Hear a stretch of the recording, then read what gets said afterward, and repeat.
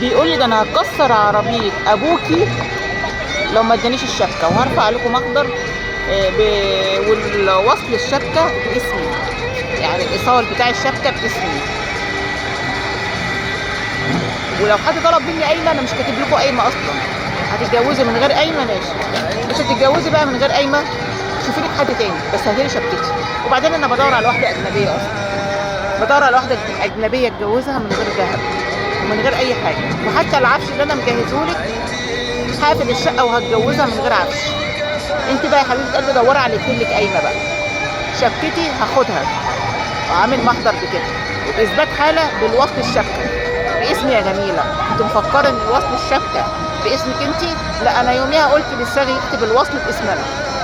تمام تمام، انا وانت والمحاكم، وانا وانت واخد حقي بقى. الشبكه هاخدها يعني هاخدها. ايه يعني خطبتك 4 سنين؟ تعالوا يا جماعه، اللي مش مشترك في القناه يشترك دلوقتي ويفعل الجرس بعد اذنكم. اللي مش مشترك في القناه يشترك ويفعل الجرس. معاكم مروه العزب، الفيسبوك بتاعي مروه العزب عربي ومروه العزب انجلش. رقم التليفون 010 164 62507. اللي مش مشترك يشترك ويفعل الجرس. لايك يا جماعه. تعالى يا جماعه نكلمكم في موضوع شاب عنده 32 سنه كان مكلمني امبارح على الواتساب بعد ما شاف الفيديو بتاع اخر مره. الست اللي كانت دايما بتفتكر جوزها الاولاني رغم ان هي متجوزه راجل كويس جدا، بس دايما بتفتكر جوزها الاولاني. بتقول ليه عملت معاه مشاكل وليه اتطلقت. فطبعا الفيديو ده اللي قبل ده، اللي قبل الفيديو اللي انا بتكلم معاكم فيه ده. فهو كلمني على الواتساب قال انا شفت الحلقه يا مدام مروه، وقعد يكلمني شويه حاجات عن الحلقه. فبيكلمني عن نفسه بقى. فبقول لي يا مدام مروه انا خاطب بقالي 4 سنين والبنوته كنت خاطبها عندها 18 سنه. فاهلها قالوا لي هي مش هتتجوز الا لما تخلص كليه، فاستنيت ال4 سنين بتوع الجامعه وخطبتها 4 سنين، وبرضاهم هم اللي عايزين 4 سنين الكليه انها تخلصها الاول. طب وانا كنت عايزه اتجوز، ما انا مجهز الشقه من الف للياء. وبعدين قلت لهم هي مش هتجيب اي حاجه خالص، انا عايزها بشنطه هدومها. تمام تمام. جبت لها شبكه كبيره وهي عندها 18 سنه. دلوقتي شوفي بقى الذهب من وهي عندها 18 سنه لغايه دلوقتي. شوفي الذهب كنت جايب لها شبكه ب70، شوفوا دلوقتي في 4 اضعاف بقى ولا 5 اضعاف. فانا بقول لكم خلصت كل حاجه وفرشت الشقه وخلصت كل حاجه على اساس ان هي خلاص هنتجوز. بكلم باباها قال ماشي. طب جهزت الشقه وجهزت كل حاجه ماشي موافقين يلا، بس في حاجه انت هتمضي لنا على القايمه. طب قايمه ايه يا جماعه؟ ايه يا حاج انت جبت حاجه يا حاج؟ هو انت جايب قشايه في الشقه؟ انت جايب سرير؟ انت جايب مرتبه؟ انت جايب معلقه لبنتك؟ معلقه كوبايه؟ قال انا ماليش فيه، البنات بيتكتب لها قايمه.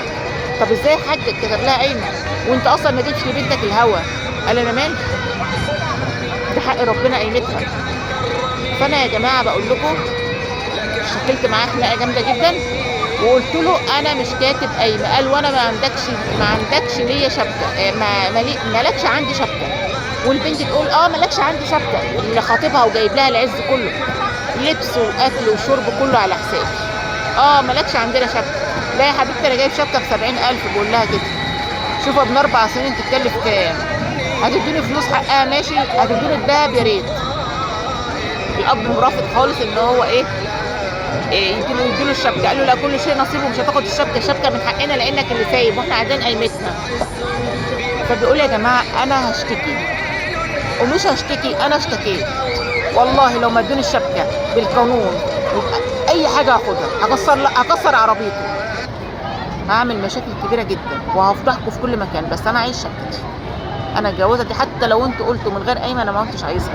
بنتكم عندكم وما كنتش عايز منها ايه. تعليقاتكم يا جماعه. انا اتعامل معاهم ازاي؟ انا عملت محضر بان هم اخدوا الشبكه.